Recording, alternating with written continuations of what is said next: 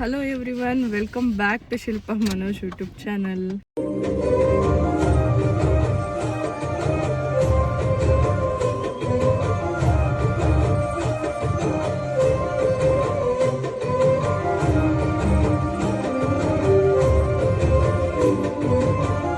ಎಲ್ಲರೂ ಹೇಗಿದ್ದೀರಾ? I hope ಎಲ್ಲರೂ ಚೆನ್ನಾಗಿರ್ತೀರಾ ಅಂತ ಅಂದಂಗೆ ಏನಪ್ಪ ಅಂತ ಅಂದರೆ ಇವತ್ತು ನಮ್ಮ ಗುಂಡನ್ನ ಹಾಸ್ಪಿಟಲ್ಗೆ ಕರ್ಕೊಂಡು ಹೋಗಬೇಕಿತ್ತು. ಸೊ ಹಾಗಾಗಿ ಕರ್ಕೊಂಡು ಹೋಗೋಣ ಅಂತ ಹೇಳಿ ಕರ್ಕೊಂಡು ಹೋಗ್ತಾ ಇದ್ದೀವಿ. ಏನು ಗೊತ್ತಾ, ಗುಂಡ ಯಾವಾಗಲೂ ನನಗೆ ಕಾರಲ್ಲಿ ಕುತ್ಕೊಂಡ್ರೆ ಟಾರ್ಚರ್ ಮಾಡ್ತಾನೆ ಮುಂದೆಗಡೆ ಕುತ್ಕೊಂಡ್ರೆ. ಸೊ ಹಾಗಾಗಿ ನಾನು ಹಿಂದೆನೇ ಕುತ್ಕೊಂಡ್ಬಿಟ್ಟಿದ್ದೀನಿ ಅವನ್ನ ಮುಂದೆ ಬಿಟ್ಟು. ಆಫ್ ಮಾಡಿ ಹಂಗೆ ನಾನು ಲಾಗ್ ಮಾಡ್ತಾಯಿದ್ದೀನಿ. ಸೊ ಇವತ್ತಿನ ದಿನ ಹೇಗಿರುತ್ತೆ ಏನು, ಇವತ್ತು ಆ್ಯಕ್ಚುಲಿ 12 o'clockವರೆಗೂ ಇರುತ್ತಂತೆ ಹಾಸ್ಪಿಟಲ್ ಓಪನ್ನು. ಸೊ ಹಾಗಾಗಿ ನಾವು ಬೇಗನೆ ಹೊರಡೋಣ ಅಂತ ಹೇಳಿ ಹೊರಡ್ತಾ ಇದ್ದೀವಿ. ಮತ್ತು ಹೋಗ್ತಾ ಇವಾಗ ಟೆಂಪಲ್ಗೆ ಹೋಗಿ ಅದಾದಮೇಲೆ ಹಾಸ್ಪಿಟಲ್ಗೆ ಹೋಗೋಣ ಅಂತ. ಬನ್ನಿ ಹೊರಡೋಣ ಇವಾಗ. ನೋಡಿ ಗುಂಡ ಯಾವ ಥರ ಕುತ್ಕೊಂಡು ನೋಡ್ತಾ ಇದ್ದಾನೆ ಅಂತ ಹೇಳ್ಬಿಟ್ಟು.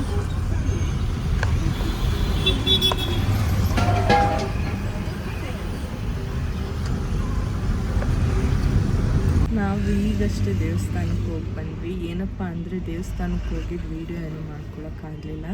ಯಾಕೆ ಅಂದರೆ ನಾನು ಮನೋಜ್ ಅವರಿಬ್ಬರೂ ಕಾರಲ್ಲೇ ಮೊಬೈಲ್ನ ಬಿಟ್ಟು ಹೋಗ್ಬಿಟ್ಟಿದ್ವಿ. ಸೊ ಹಾಗಾಗಿ ವೀಡಿಯೋ ಮಾಡ್ಕೊಳಕ್ಕಾಗಲಿಲ್ಲ. ಕಾರ್ ಒಳಗಡೆ ಬಂದು ವೀಡಿಯೋ ಕಂಟಿನ್ಯೂ ಮಾಡ್ತಾ ಇದ್ದೀವಿ.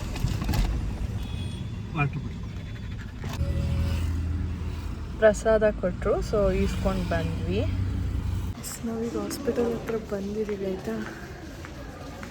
ಇಲ್ಲಿ ಎಷ್ಟೊಂದು ಡಾಗ್ ಎಲ್ಲ ಕಿರ್ಚಾಡ್ತಾ ಇದೆ. ತೋರಿಸ್ತೀನಿ. ಗುಂಡಂಗೆ ಗೊತ್ತಿಲ್ಲ ಏನಿದು ಅಂತ ಹೇಳ್ಬಿಟ್ಟು ಸುಮ್ಮನೆ ನಾವು ಕರ್ಕೊಂಡ್ಬಂದಿದ್ದೀವಿ ಅಂತ ಬಂದಿದ್ದಾನೆ ಅಷ್ಟೇ.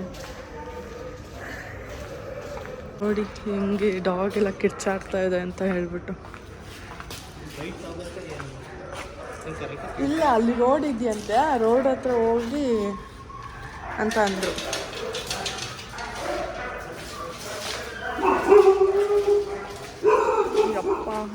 ಭಯ ಆಗ್ತೈತೆ. ಇದೊಂಥರ ಪಾಳು ಬಿದ್ದಿರೋ ಬಂಗ್ಲೆ ಥರ ಐತೆ. ದೆವ್ವ ಊಟ ಇರುತ್ತೆ ಗೊತ್ತಾ.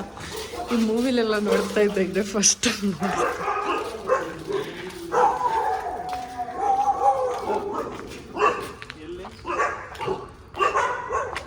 ಆ್ಯಕ್ಚುಲಿ ನಮ್ಮ ಗುಂಡನ್ನ ವೆಯ್ಟ್ ಹಾಕ್ಸೋಕ್ಕೆ ಅಂತ ಕರ್ಕೊಂಬಂದೆ. ಅವನು 12 kg 800 ಗ್ರಾಮ್ ಹತ್ರ ಏನೋ ಇದ್ದಾನೆ.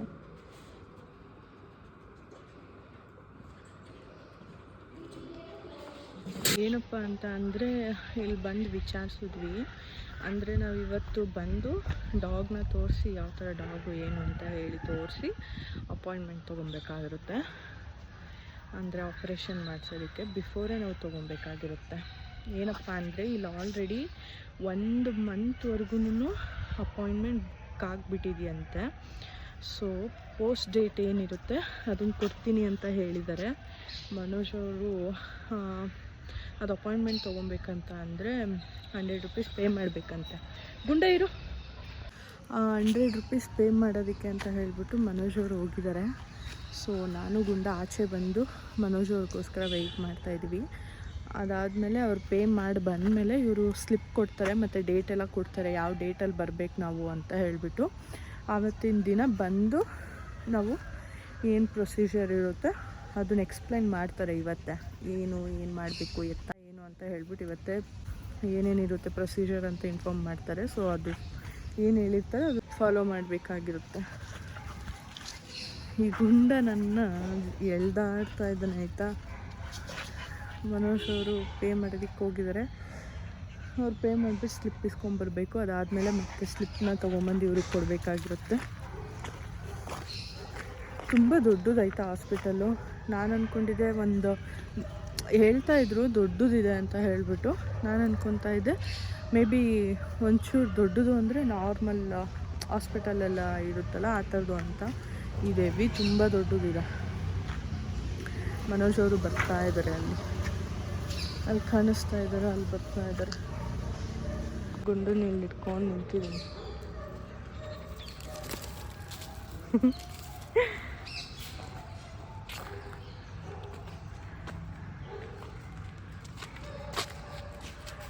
ಬನ್ನಿ ಹೋಗೋಣ ಒಳಗಡೆ ಏನು ಹೇಳ್ತಾರೆ ನೋಡೋಣ ಅವರು.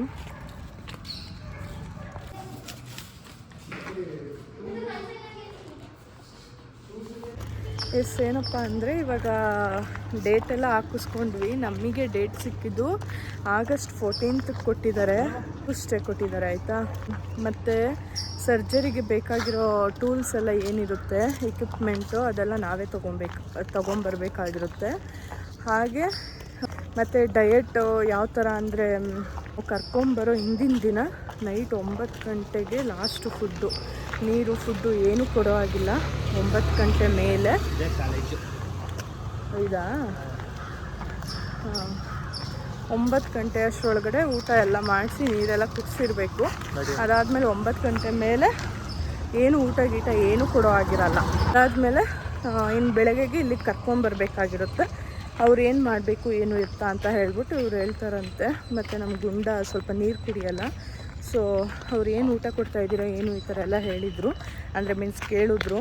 ಸೊ ಅದಕ್ಕೆ ನಾವು ಹೇಳ್ದೋ ಈ ಥರ ನೀರು ಕುಡಿಯಲ್ಲ, ಅದಕ್ಕೆ ಡ್ರೈ ಅಂದರೆ ಪೆಡಿಗ್ರಿ ಡ್ರೈ ಫುಡ್ಡು ಏನಿರುತ್ತೆ ಅದನ್ನು ಕೊಡಬೇಡಿ ಅಂತ ಇವರು ಅದನ್ನೇ ಹೇಳಿದ್ರು. ನಾವು ಇವನ್ನ ತೋರಿಸೋ ಡಾಕ್ಟ್ರೂ ಅದೇ ಹೇಳಿದರು, ಬರೀ ಇವನಿಗೆ ಮಜ್ಜಿಗೆ ಅನ್ನ ಕೊಡಿ, ನೀರು ಕುಡಿಯಲ್ಲ ಅಂತ ಹೇಳ್ತೀರಾ ಅಂತ ಅಂದ್ಬಿಟ್ಟು ಫುಲ್ಲು ಮಜ್ಜಿಗೆ ಅನ್ನನೇ ಕೊಡಿ. ಸೊ ಆವಾಗ ಇವನಿಗೆ ಮತ್ತೆ ಮುಂದಕ್ಕೆ ಕಿಡ್ನಿ ಸ್ಟೋನು ಈ ಥರ ಎಲ್ಲ ಆಗೋ ಚಾನ್ಸಸ್ ಆಗಿಬಿಡುತ್ತೆ ಅಂತ ಹೇಳಿದ್ರು. ಹಾಗಾಗಿ ಇವ್ರೂ ಅದೇ ಥರ ಹೇಳಿದ್ರು. ಇವ್ನು ನೀರು ಕುಡಿಯಲ್ಲ ಅಲ್ವಾ ಫಸ್ಟೇ, ಸೊ ಹಾಗಾಗಿ ಮಜ್ಜಿಗೆ ಅನ್ನನೇ ಕೊಡಿ, ಜಾಸ್ತಿ ಅದರಲ್ಲೇ ನೀರು ಹಾಕ್ಬಿಟ್ಟು ಕೊಡಿ. ಆವಾಗ ಆ ಥರ ಏನು ಪ್ರಾಬ್ಲಮ್ ಬರಲ್ಲ. ಇಲ್ಲ ಅಂದರೆ ಮುಂದೆ ಫ್ಯೂಚರಲ್ಲಿ ಕಿಡ್ನಿ ಸ್ಟೋನ್ ಬರೋ ಚಾನ್ಸಸ್ ಇರುತ್ತೆ ಅಂತ ಹೇಳ್ತಾಯಿದ್ರು. ಮತ್ತು ಆಪ್ರೇಷನ್ಗೆ ಏನೇನು ಎಕ್ವಿಪ್ಮೆಂಟ್ ಬೇಕಾಗಿರುತ್ತೆ ಅದನ್ನು ಬರೆದು ಕೊಟ್ಟಿದ್ದಾರೆ. ಇಷ್ಟನ್ನು ನಾವು ತೊಗೊಂಡೋಗ್ಬೇಕಾಗಿರುತ್ತೆ. ಆಪ್ರೇಷನ್ ದಿನ ತೊಗೊಂಡು ಬರಬೇಕಾಗಿರುತ್ತೆ ಹಾಸ್ಪಿಟಲ್ಗೆ. ಮತ್ತು ನಾನು ಹೇಳ್ದೆ ಗೊತ್ತಾ, ಇದು ನಾಯಿಗಳನ್ನ ಕರ್ಕೊಂಬರೋದು ಅನಿಸುತ್ತೆ. ಹೌದು, ಅಲ್ಲಿ ನೋಡು, ರೆಸ್ಕ್ಯೂ ಮಾಡಿ ಕರ್ಕೊಂಬರೋದು. ಅಲ್ಲಿ ನೋಡಿ, ಅಲ್ಲಿ ಹೋಗ್ತಾ ಇದೆಯಲ್ಲ, ಅದು ರೆಸ್ಕ್ಯೂ ಮಾಡಿ ಡಾಗ್ಗಳನ್ನ, ಅಂದರೆ ಸ್ಟ್ರೀಟ್ ಡಾಗ್ಗಳು ಏನಿರುತ್ತೆ ಬೀದಿ ನಾಯಿಗಳು, ಅದನ್ನು ರೆಸ್ಕ್ಯೂ ಮಾಡಿ ಇಲ್ಲಿ ತೊಗೊಂಬರ್ತಾರೆ. ಮತ್ತು ಕೆಲವೊಂದು ಅಬ್ನಾರ್ಮಲ್ ಇರುತ್ತಲ್ಲ, ಲೈಕ್ ಹುಚ್ಚಿಡ್ದಿರೋದು ಈ ಥರ ಎಲ್ಲ ಇರುತ್ತಲ್ಲ, ಅಂಥ ನಾಯಿಗಳನ್ನ ನಾನು ಆವಾಗಲೇ ತುಂಬ ಸೌಂಡ್ ಇದೆ ಅಂತ ಹೇಳ್ತಿದ್ನಲ್ಲ, ಅದು ಬಂದ್ಬಿಟ್ಟು ಸೆಲ್ ಒಳಗಡೆ ಹಾಕಿರೋದು ನಾಯಿಗಳನ್ನ. ಮತ್ತು ಇದು ಏನಪ್ಪ ಅಂದರೆ ಯಾರಾದರೂ ಡಾಗ್ ಇರೋ ಅಂಥವ್ರು ನೋಡ್ತಾ ಇದ್ದರೆ, ಇಲ್ಲಿಗೇನಾದರೂ ಕರ್ಕೊಂಬರಕ್ಕೆ ನೋಡ್ತಾ ಇದ್ದರೆ, ಸಾಟರ್ಡೆ ಮತ್ತು ಸಂಡೇ ಯಾವುದೇ ಸರ್ವಿಸ್ ಇರೋಲ್ಲ. ಜಸ್ಟ್ ವ್ಯಾಕ್ಸಿನ್ ಮಾಡಿಸೋದು ಇದಷ್ಟೇ ಇರುತ್ತಂತೆ, ಬೇರೆ ಸರ್ವಿಸ್ಗಳಿರಲ್ಲ. ಸೊ ಹಾಗಾಗಿ ನೀವೇನಾದರೂ ಬರ್ತೀರಾ ಅಂತ ಅಂದರೆ ಅದೇ ಅಪಾಯಿಂಟ್ಮೆಂಟ್ ತೊಗೊಳಕ್ಕೆ ಈ ಥರ ಮಾತ್ರ ಬರ್ಬೋದು. ಮಂಡೇ ಟು ಫ್ರೈಡೇವರೆಗೂ ಅಷ್ಟೇ ಇವರು ಈ ಥರ ಆಪ್ರೇಷನ್ ಇರ್ಬೋದು, ಇನ್ನೊಂದಿರ್ಬೋದು ಮಾಡೋ ಅಂಥದ್ದು. ಬರೀ ಸಾಟರ್ಡೆ ಸಂಡೇ ಮಾತ್ರ ವ್ಯಾಕ್ಸಿನ್ ಈ ಥರ ಇರುತ್ತೆ, ಬೇರೆ ಏನು ಸರ್ವಿಸ್ ಇವ್ರು ಪ್ರೊವೈಡ್ ಮಾಡಲ್ಲ. ನೀವು ಬರುವಾಗ ನೋಡಿಕೊಂಡು ಬನ್ನಿ. ಇವಾಗ ಗುಂಡನ್ನ ಕರ್ಕೊಂಡು ನಾವು ಅಮ್ಮನ ಮನೆ ಹತ್ರ ಹೋಗ್ತಾ ಇದ್ದೀವಿ. ಹೋಗೋಣ ಬನ್ನಿ. ಅಥವಾ ಯಾಕೋ ಕಾರ್ ಒಳಗಡೆ ಬರ್ತಾನೆ ಇಲ್ಲ. ಈ ಪ್ಲೇಸ್ ಇಷ್ಟ ಆಗ್ಬಿಟ್ಟೈತೇನೋ ಅಲ್ವಾ? ಒಂಥರ ಚೆನ್ನಾಗೂ ಇದೆ. ಅಲ್ಲಿ ಒಳಗಡೆ ಹೋದಾಗ ಒಂಥರ ಬೂತ್ ಬಂಗ್ಲೆ ಥರ ಫೀಲ್ ಆಯ್ತಲ್ವಾ? ಇಲ್ಲ ಆಚೆ ಎಲ್ಲ ಒಂಥರ ಚೆನ್ನಾಗಿದೆ ಆಯಿತಾ. ಒಳಗಡೆ ಹೋದಾಗ ಅದು ಡಾಗ್ ಸೌಂಡು ಎಲ್ಲ ನೋಡ್ಬಿಟ್ಟು ಒಂಥರ ಭಯನೇ ಆಗ್ಬಿಡ್ತು, ಬೂತ್ ಬಂಗ್ಲೆ ಥರ ಫೀಲ್ ಆಗ್ತಾಯಿತ್ತು. ಏನು ಗೊತ್ತಾ, ಡಾಗ್ ಏನೋ ಪ್ರಾಬ್ಲಮ್ ಆಗಿದೆ ಅಂತ ಅನಿಸುತ್ತೆ ಆಯಿತಾ. ಇವಾಗ ಮನುಷ್ಯರಿಗೆ ಯಾವ ಥರ ಟ್ರೀಟ್ ಮಾಡ್ತಾರೆ, ಲೈಕ್ ಆಕ್ಸಿಡೆಂಟ್ ಆದಾಗ ಹಾಸ್ಪಿಟಲ್ ಆಚೆ ಬಂದು ಅದು ಮನುಷ್ಯರನ್ನ ಹೇಗೆ ಸ್ಟ್ರೆಚರ್ ಮೇಲೆ ಕರ್ಕೊಂಡು ಹೋಗ್ತಾರೋ ಅದೇ ಥರ ಸ್ಟ್ರೆಚರ್ ತೊಗೊಂಬಂದಿದ್ದಾರೆ ನೋಡಿ. ಅಲ್ಲಿ ಡಾಗ್ನ ಕರ್ಕೊಂಡು ಹೋಗೋದಕ್ಕೆ ಕಾಣಿಸ್ತಾ ಇದೆಯೋ ಇಲ್ವೋ ಗೊತ್ತಿಲ್ಲ. ಅಲ್ಲಿ ಸ್ಟ್ರೆಚರ್ ಇದೆ. ಸೊ ಕಾರ್ ಒಳಗಡೆ ಡಾಗ್ ಇದೆ ಆಯಿತಾ. ಏನೋ ಇಂಜುರಿ ಏನೋ ಆಗಿರಬೇಕು, ಮೇ ಬಿ ಏನೋ ಡಾಗ್ಗೆ ನಡೆದಾಡೋಕ್ಕಾಗದೇ ಇರೋಷ್ಟು ಪ್ರಾಬ್ಲಮ್ ಇದೆ ಅನಿಸುತ್ತೆ. ಸೊ ಹಾಗಾಗಿ ಸ್ಟ್ರೆಚರಲ್ಲಿ ಕರ್ಕೊಂಡು ಹೋಗೋಕ್ಕೆ ತೊಗೊಂಬಂದಿದ್ದಾರೆ. ಇದೆಲ್ಲ ನೋಡಿದ್ರೆ ಒಂಥರ ಖುಷಿ ಆಗುತ್ತೆ ಅಲ್ವಾ ಮನು? ಡಾಗ್ಗೂ ನಮ್ಮ ಥರನೇ ಟ್ರೀಟ್ ಮಾಡ್ತಾರೆ ಅಂತ ಹೇಳಿ. ಮನು, ನಾನು ವಿಡಿಯೋ ಮಾಡ್ತಾ ಇದ್ದೆ, ಪಾಪ ಅಲ್ವಾ ಅದು ಡಾಗು. ಕೆಳಗಡೆ ಮನೆ ಆಂಟಿ ನಾಯಿನೂ ಸ್ವಲ್ಪ ಹುಷಾರಿಲ್ದಿರೋ ಥರ ಆಗ್ಬಿಟ್ಟೈತೆ. ವಯಸ್ಸಾಗ್ಬಿಟ್ಟೈತೆ. ಇವಷ್ಟು ಇರ್ಲಿ ಚೆನ್ನಾಗಿ ಅಂತ ಇದ್ರು. ಅದಕ್ಕೆ ಇವಾಗ ನವೆಂಬರ್ ಬಂದರೆ ಪಾಪ ಅಲ್ವಾ. ಸ್ಟ್ರೀಟ್ ಡಾಗೆ ಅನ್ಸುತ್ತೆ ಅದು.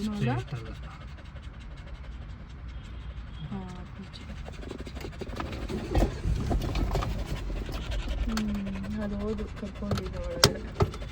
ಅದಕ್ಕೆ ನವೆಂಬರ್ ಬಂದರೆ ಕೆಳಗಡೆ ಮನೆ ಆಂಟಿ ನಾಯಿ ಮರಿಗೆ 14 ವರ್ಷ ಅಂತ ಸ್ವೀಟಿಗೆ. ಮತ್ತು ಏನಪ್ಪ ಅಂದರೆ ಅಲ್ಲಿರೋ ಡಾಕ್ಟರ್ಸ್ ಇರ್ಬೋದು, ಏನು ರೋಡಾ ಕ್ಲೋಸ್ ಮಾಡಿಬಿಟ್ಟಿದ್ದಾರ.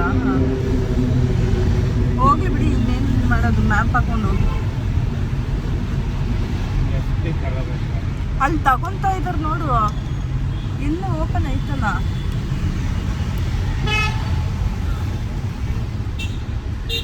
ಅಲ್ಲಿರೋ ಡಾಕ್ಟರ್ ಇರ್ಬೋದು, ಪ್ರತಿಯೊಬ್ಬರೂ ಫ್ರೆಂಡ್ಲಿಯಾಗೇ ಇದ್ದಾರೆ ಆಯಿತಾ. ಚೆನ್ನಾಗಿ ಡಾಗ್ನ ಮಾತಾಡ್ಸೋದಿರ್ಬೋದು, ಈ ಥರ ಎಲ್ಲ ಮಾಡ್ತಾರೆ. ಪೆಟ್ನ ಟ್ರೀಟ್ ಮಾಡೋದು ತುಂಬ ಚೆನ್ನಾಗಿ ಟ್ರೀಟ್ ಮಾಡ್ತಾರೆ ಅಂತಲೇ ಹೇಳ್ಬೋದು. ಇವಾಗ ನಾವು ನಮ್ಮ ಅಮ್ಮನ ಮನೆ ಹತ್ರ ಹೋಗ್ತಾ ಇದ್ದೀವಿ. ಅಮ್ಮನ ಮನೆಗೆ ಹೋಗಿ ಅದಾದಮೇಲೆ ನನ್ನ ವ್ಲಾಗ್ನ ಕಂಟಿನ್ಯೂ ಮಾಡ್ತೀನಿ. ಆಗಿದೆಯಾ ಜೋಳ? ಎಷ್ಟು? 30 ಒಂದು ಕೊಡಿ. ಹೇಳಿ ನೋಡ್ತೀನಿ. ನಂಗೆ ಗೋಬಿ ಮಂಚೂರಿ ಬೇಕು. ನಾವಿವಾಗ ಡಾಬಾಗೆ ಬಂದ್ವಿ ಊಟ ಮಾಡೋಣ ಅಂತ ಹೇಳ್ಬಿಟ್ಟು. Actually for the first time ನಮ್ಮ ಗುಂಡನ್ನ ಡಾಬಾಗೆ ಕರ್ಕೊಂಬಂದಿರೋದು. ಲಾಸ್ಟ್ ಟೈಮು ನಾವು ಸೋನು ಇದ್ದಾಗ ಸೋನನ್ನ ಕರ್ಕೊಂಡು ಹೋಗಿದ್ವಿ. ಫಸ್ಟ್ ಟೈಮ್ ನಮ್ಮ ಗುಂಡನ್ನ ಕರ್ಕೊಂಬಂದಿರೋದು. ತೋರಿಸ್ತೀನಿ ನೋಡಿ. ಚೆನ್ನಾಗಿದೆ ಅಲ್ವಾ ಮನೆ ಒಂಥರ ಇದು, ಮತ್ತು ನೀಟಾಗೂ ಇದೆ.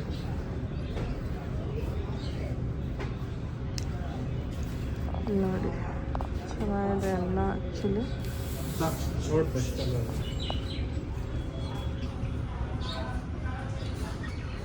ಇಲ್ಲಿ ಬಂದುಬಿಟ್ಟು ಫ್ಯಾಮಿಲಿಗೆ, ಇನ್ನೊಂದು ಕಡೆ ಬಂದುಬಿಟ್ಟು ಅಂದರೆ ಡ್ರಿಂಕ್ಸು ಈ ಥರ ಎಲ್ಲ ಇರುತ್ತಲ್ಲ, ಸೊ ಅವರಿಗೆ ಅಂತ ಹೇಳಿ ಸಪ್ರೇಟಾಗಿ ಮಾಡಿದ್ದಾರೆ.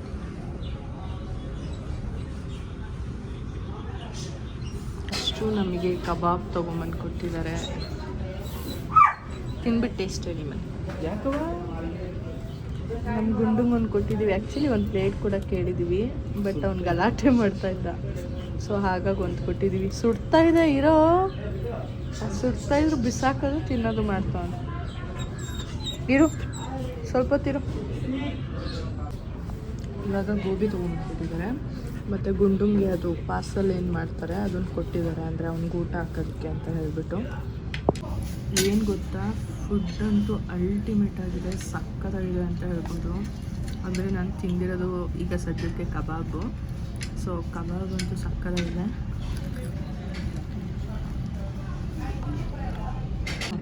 ನಿಂಗೇನು ಅನಿಸ್ತಾ ಇದೆ? ಚೆನ್ನಾಗಿದೆಯಾ ಫುಡ್ಡು? ಚೆನ್ನಾಗಿಲ್ವಾ?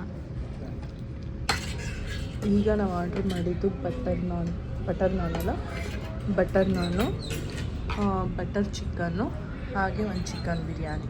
ಇಷ್ಟು ಬಂತು. ನಾನು ಇಷ್ಟೇ ಆರ್ಡ್ರ್ ಮಾಡಿದ್ದು. ಒಂದು ಬಿರಿಯಾನಿ, ಬಟರ್ ಚಿಕನ್ನು, ಹಾಗೆ ಬಟರ್ ನಾನು, ಗೋಬಿ ಮತ್ತು ಕಬಾಬು ಇಷ್ಟು ಆರ್ಡ್ರ್ ಮಾಡಿದ್ವಿ. ಇಷ್ಟು ಬಂದಿದೆ. ಇದೆಲ್ಲ ಮುಗಿಸಿ ಅದಾದಮೇಲೆ ನಿಮಗೆ ಸಿಗ್ತೀವಿ. ಊಟ ಮುಗಿಸ್ಕೊಂಡು ಬಂದ್ವಿ. ಒಂದಿಷ್ಟು ತಿನ್ನೋಕ್ಕಾಗಲಿಲ್ಲ, ಸೊ ಹಾಗಾಗಿ ಪಾರ್ಸಲ್ ತೊಗೊಂಡ್ವಿ.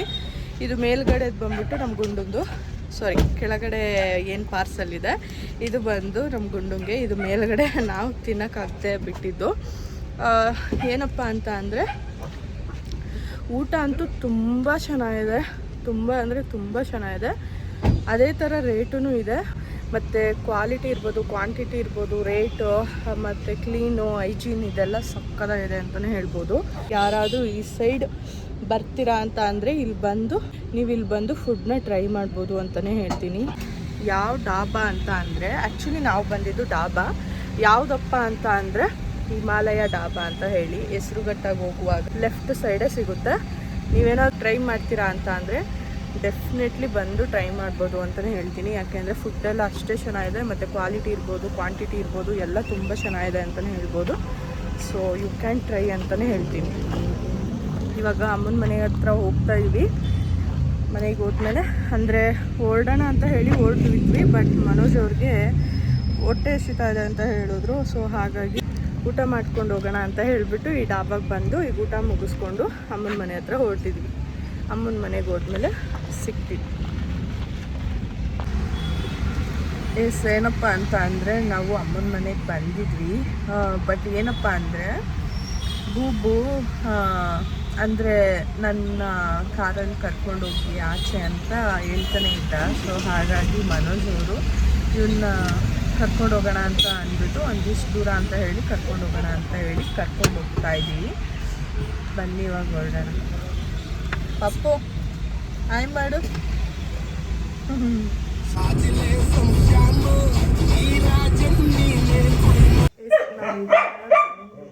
ಬಂದಿದ್ದಾಯಿತು ಅಂದರೆ ಬುಬ್ಬುನ ಸ್ವಲ್ಪ ದೂರ ಕರ್ಕೊಂಡು ಹೋಗಿ ಬಂದಿದ್ದಾಯಿತು. ಅವನಿಗೆ ಕಾರಲ್ಲಿ ಹೋಗೋದಂದರೆ ತುಂಬ ಇಷ್ಟ. ಅವ್ನು ಕೇಳ್ತಾನೆ ಇದ್ದ. ಸೊ ಹಾಗಾಗಿ ಮನೋಜ್ ಅವ್ರು ಇವತ್ತು ಕಾರ್ ತೊಗೊಂಡು ಬುಬ್ಬುನ ಎಲ್ಲಾದರೂ ರೌಂಡ್ ಹಾಕಿಸ್ಕೊಂಬರೋಣ ಅಂತ ಹೇಳಿ ಬಂದಿದ್ವಿ. ಸೊ ಅವನ್ನ ರೌಂಡಿಗೆ ಕರ್ಕೊಂಡು ಹೋಗಿ ಇವಾಗ ಮನೆಗೆ ಅಷ್ಟೇ ಬಂದ್ವಿ. ಎಸ್, ಈ ಒಂದು ವ್ಲಾಗು ನಿಮ್ಗೆ ಇಷ್ಟ ಆಗಿರುತ್ತೆ ಅಂತ ಅಂದ್ಕೊತೀನಿ. ಇನ್ ಕೇಸ್ ಇಷ್ಟ ಆಗಿದ್ದರೆ ಲೈಕ್, ಕಮೆಂಟ್, ಶೇರ್ನ ಮಾಡೋದನ್ನ ಮರಿಬೇಡಿ. ಹಾಗೆ ಯಾರಾದರೂ ಇದೇ ಫಸ್ಟ್ ಟೈಮ್ ನನ್ನ ಯೂಟ್ಯೂಬ್ ಚಾನಲ್ನ ನೋಡ್ತಾ ಇದ್ದರೆ, ನಾನು ಮಾಡುವಂಥ ವ್ಲಾಗ್ಸ್ ನಿಮ್ಗೆ ಇಷ್ಟ ಆಗ್ತಾಯಿದ್ರೆ ಈ ಕೂಡಲೇ ಸಬ್ಸ್ಕ್ರೈಬ್ ಮಾಡ್ಕೊಂಡು ಸಪೋರ್ಟ್ ಮಾಡಿ ಅಂತ ಕೇಳ್ಕೊತ ಈ ಒಂದು ವ್ಲಾಗ್ನ ನಾನು ಇಲ್ಲಿಗೆ ಎಂಡ್ ಮಾಡ್ತಾಯಿದ್ದೀನಿ. Thank you for watching.